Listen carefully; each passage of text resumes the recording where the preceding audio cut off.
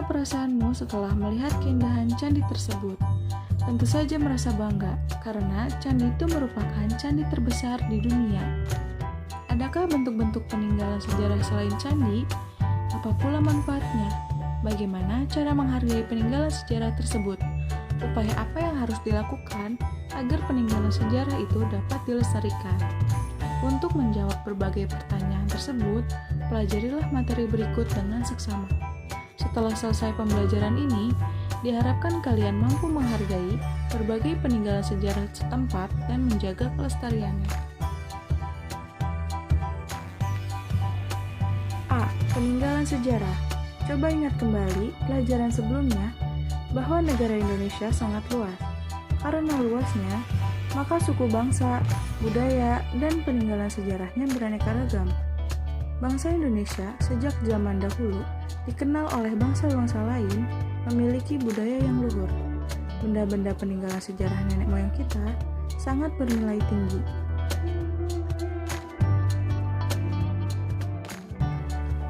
Yang pertama, arca. Arca adalah patung, baik terbuat dari batu atau yang terbuat dari perunggu. Contohnya, arca Buddha Amarawati yang ditemukan di Sulawesi Selatan. Yang kedua, benteng. Benteng merupakan bentuk bangunan yang sengaja dibuat untuk keamanan dan pertahanan waktu perang. Contoh peninggalan sejarah yang berupa benteng antara lain, yang pertama, Benteng Otana di Sulawesi untuk melindungi raja. Yang kedua, Benteng Fort de Kock di Sumatera Barat dibangun oleh Belanda. Yang ketiga, Benteng Portugis di Jepara, Jawa Tengah.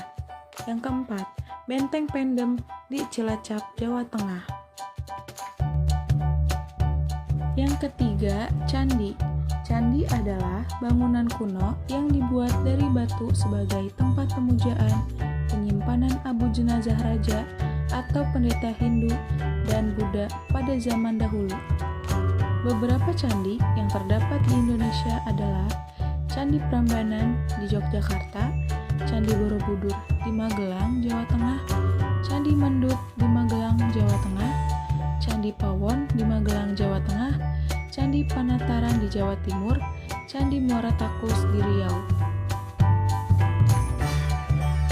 4. Gedung. Gedung yang pernah digunakan untuk berlangsungnya peristiwa sejarah atau tempat yang dijadikan sebagai peninggalan sejarah, misalnya, yang pertama, Gedung Lawang Sewu di Semarang, yang kedua, Istana Presiden di Tampak Siring, Bali, yang ketiga, Keraton Cirebon, Surakarta, dan Yogyakarta, yang keempat, Istana Bogor. Yang kelima, makam. Banyak makam yang dijadikan sumber sejarah dan peninggalan sejarah, misalnya, yang pertama, makam Raja-Raja Surakarta dan Yogyakarta di Imogiri, Yogyakarta.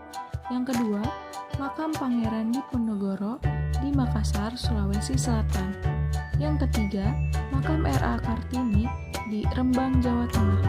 Yang keempat, makam Insinyur Soekarno-Hatta di Blitar, Jawa Timur. Yang kelima, makam Sunan Kalijaga di Demak, Jawa Tengah. Keenam, monumen. Monumen adalah bangunan yang sengaja dibuat untuk mengenang jasa seorang tokoh kepada nusa dan bangsa, juga untuk memperingati peristiwa bersejarah yang ada di Indonesia. Beberapa monumen di Indonesia yaitu Monumen Nasional atau Tugu Monas di Jakarta, Monumen Tugu Muda di Semarang, Monumen Proklamasi di Jakarta, Monumen Palagan Ambarawa di Semarang, Monumen Pers Nasional di Solo, Jawa Tengah. Yang ketujuh, museum. Museum adalah gedung, rumah, atau tempat yang digunakan untuk menyimpan benda-benda peninggalan sejarah. Beberapa museum yang ada di Indonesia antara lain Museum Sudirman di Magelang, Jawa Tengah, Museum Satria Mandala di Jakarta, Museum Purbakala di Sangiran, Sragen, Jawa Tengah, Museum R.A. Kartini di Jepara, Jawa Tengah. Kedelapan, prasasti. Prasasti adalah tulisan pada batu yang bernilai sejarah. Prasasti yang merupakan peninggalan pada masa kerajaan-kerajaan di Indonesia antara lain Yang pertama, Prasasti Citarum, Kebun Kopi, Jambu, Pasir Awi, dan Muara Cianten peninggalan Kerajaan Tarumanegara. Yang kedua, Prasasti Kedukan Bukit, Talang Tuwo, Telaga Batu, Kota Kapur, dan Karangbirahi peninggalan Kerajaan Sriwijaya. Yang ketiga, Prasasti Tukmas, Sojomerto, dan Canggal peninggalan Kerajaan Mataram. Kesembilan, situs. Situs adalah daerah temuan benda-benda purbakala seperti fosil binatang purba. Banyak situs di Indonesia yang merupakan peninggalan zaman purba atau zaman Hindu-Buddha. Misalnya, yang pertama, situs Muara Jambi, yang kedua, situs Pelawangan, yang ketiga, situs Cilongok. Yang ke-10, tempat ibadah. Beberapa tempat ibadah yang bernilai sejarah antara lain, yang pertama, Masjid Agung Demak di Demak, Jawa Tengah. Yang kedua, Masjid Menara Kudus di Kudus, Jawa Tengah. Yang ketiga, Gereja Portugis di Jakarta. Yang keempat, Masjid Baitur Rahman di Aceh. B. Menghargai peninggalan sejarah. Peninggalan sejarah adalah tonggak-tonggak perkembangan masyarakat. Mengenali tonggak berarti mengenali perkembangan masyarakat. Berarti juga mengenali diri kita sendiri. Apakah manfaat bagi kita dalam dunia pendidikan? Yang pertama, manfaat peninggalan sejarah. A. Menambah kekayaan budaya bangsa. B. Menambah pendapatan negara melalui kegiatan wisata. C. Sebagai bukti nyata peristiwa pada waktu itu yang dapat kita amati sekarang. D. Dapat menambah wawasan dan pengetahuan. E.